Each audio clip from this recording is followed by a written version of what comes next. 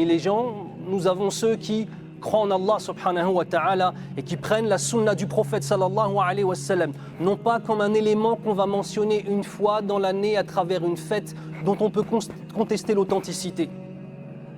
Mais des gens qui vont voir la sunna du prophète sallallahu alayhi wa sallam comme étant une méthodologie d'existence, dans la façon de croire en Allah azza wa jal. Voilà ce que signifie suivre la sunna en premier lieu. Croire en Allah comme le prophète sallallahu alayhi wa sallam a cru. Le fait d'agir dans les adorations et tenter d'agir comme lui a agi sallallahu alayhi wa sallam.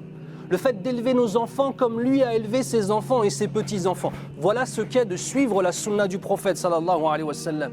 Et pour certains, l'amour du prophète sallallahu alayhi wa sallam va jusqu'à la concrétisation physique de son amour, dans le fait de vouloir lui ressembler. Par exemple, dans le fait de porter la-bas.